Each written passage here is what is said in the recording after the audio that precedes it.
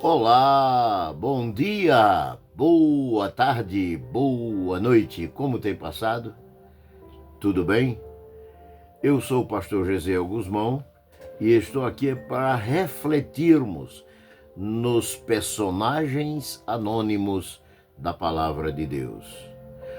A Bíblia declara de um personagem interessante que causou toda a desgraça na humanidade até os dias atuais, desde a criação até os dias atuais. Estamos tratando das serpentes tentadoras ou da serpente tentadora. Por que a diferença? Daqui a pouquinho você vai me entender, porém já adianto que, quando me refiro a serpente no singular, estou me referindo a Satanás. E quando me refiro às serpentes tentadoras, estou me referindo àquelas pessoas que são usadas por Satanás para disseminar doutrinas falsas. Portanto, eu quero lembrar que a Bíblia não declara o nome natural desta serpente que tentou a Eva, que consta em Gênesis capítulo 3, versículo 1 ao 15. Pode ter sido uma cascavel? Sim. Pode ter sido uma sucuri? Sim. Pode ter sido qualquer tipo de serpente, de cobra? Pode ter sido qualquer uma. Entretanto, em Apocalipse capítulo 12 e o versículo 9, como também no capítulo 20 e o versículo 2, nós encontramos o nome desta serpente que tentou a Adão e tentou a Eva. Esta serpente é chamada de diabo, que também é chamado de Satanás, que também é chamado de Lúcifer, e, portanto, é o chefe do reino das trevas. É quem comanda a todos os demônios. Porém, eu quero destacar aqui nesta mensagem que as serpentes, elas são importantes em alguns aspectos. E aqui eu quero destacar alguns aspectos importantes daquela serpente lá do Éden. O primeiro destaque que eu quero fazer está no capítulo 3 de Gênesis e o versículo 14. Ali nós vamos encontrar que ela era atraente. Porque por ser uma serpente atraente, cativante, ela não está na Bíblia, claro, qual era a forma que ela se locomovia, como as serpentes hoje se locomovem arrastando-se sobre a terra. Porém, a Bíblia destaca que ela se arrasta sobre a terra exatamente por uma palavra de maldição de Deus sobre ela. Não sei se ela caminhava, não sei se ela voava, eu não sei como ela se locomovia. Porém, o fato dela se tornar atraente é porque ela tinha também duas qualidades interessantes. Ela era dócil e ela era mansa. A serpente em si. Aqui eu não estou falando da serpente figurada, né? Satanás, mas eu estou me referindo ao animal serpente. Ela era dócil, mansa e atraente, provavelmente com cores bonitas, não sei. A verdade é que o que chama a atenção de Eva é o fato de que uma serpente falasse. É como muitas vezes a gente vê pessoas que ouvem certas profetadas da carne, de pessoas que querem aparecer ou agradar a outros, e aí começam a inventarem profecias. Eu creio no dom de profecia e creio no ministério profético de acordo com Efésios capítulo 4 e versículos 11 e 12. Entretanto, há muitas serpentes tentadoras que enganam as pessoas com falsas doutrinas hoje. Há um outro aspecto no versículo 15, do versículo 1 ao 15, mas no contexto geral, nós vamos encontrar que ela era astuta. Sabe-se que a astúcia, ela é a esposa fiel do Senhor engano. Foi a sua astúcia, a astúcia daquela serpente do Éden, que transformou a serpente do Éden na primeira médium na história da criação. Porque ela, como médium, ela incorpora, e ao incorporar, incorpora espírito das trevas, pois a Bíblia diz que os mortos não se comunicam com os vivos. E então, ao incorporar a Satanás, ao incorporar o diabo, ela se torna astuta, faz um animal que nunca falar, faz um animal que nunca teve contato inteligente com o ser inteligente que é o ser humano, e era o primeiro casal, fez a astúcia de fazer com que parecesse que a serpente estava falando. Era uma astúcia muito grande. Certamente, disse a serpente, não morrerás.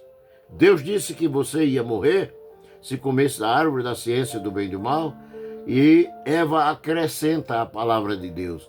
É outro problema. Eva deu lugar à serpente quando ela acrescenta, porque Deus tinha dito que certamente morreria se caso comesse. E Eva vai e diz, se comer ou tocar, se tocar.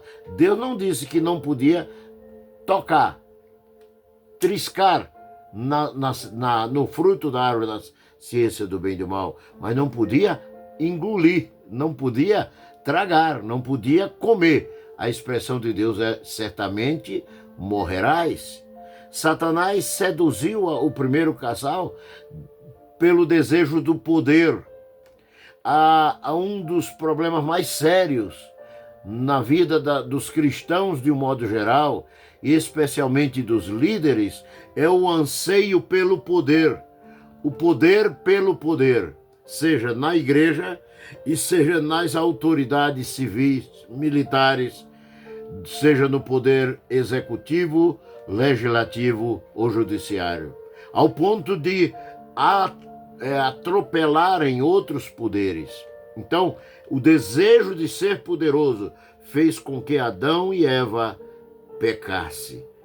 Porém, eu quero trazer aqui uma aplicação sobre este fato. Muitos cristãos vivem na atualidade como se Deus fosse um ser subordinado a ele. E alguns líderes até ensinam isso. Que você é filho de Deus, então você pode determinar que Deus faça. Quem somos nós para determinarmos para Deus? Deus é quem determina as coisas para nós. Nós podemos sugerir, nós podemos pedir, nós podemos rogar, nós podemos clamar, é o que a Bíblia ensina, mas determinar, não existe esta possibilidade na palavra indefectível de Deus, a indefectível Bíblia Sagrada. Um outro aspecto que quero observar nesta aplicação é que as pessoas desafiam a Deus ocultando seus pecados. Eva comeu, não sentiu nada, até porque o mandamento havia sido dado de forma diretiva para Adão. Ela apenas tinha recebido por compartilhamento de Adão, Eva tinha recebido. Então, quando recebeu o mandamento, Eva tentou esconder, Adão tentou esconder. A Bíblia diz que eles perceberam que estavam nus e fizeram folhas, vestes de folhas. Isto para falar daquilo que sempre acontece com as pessoas quando pecam. As pessoas normalmente elas procuram ocultar, esconder o seu pecado, colocando na sua vida regras e normas religiosas. Isto nos faz ver que muitas vezes a religiosidade não passa de uma atitude que não agrada a Deus, de uma atitude que traz consequências muito trágicas, traz consequências de eternidade sem Deus, sofrendo no lago de enxofre e em fogo, lá naquilo que chamamos comumente inferno. A Bíblia declara em Hebreus capítulo 12 e os versículos 5 a 11, que Deus castiga aquele que recebe por filho. Adão e Eva procurou ocultar o seu pecado, mas quando se encontraram com Deus, não teve mais como ocultar. O seu pecado ficou revelado. E Deus fez com que eles fossem vestidos de peles de animais que cremos nós ter sido peles de cordeiro. E aí, isto para mostrar que sem derramamento de sangue não há remissão de pecado. E o único ser na face da terra que existiu, que existe e que existirá, que deu sua vida, que derramou o seu sangue para perdão dos pecados, foi Jesus Cristo. Logo, não há como ter remissão dos pecados se não for por Jesus Cristo.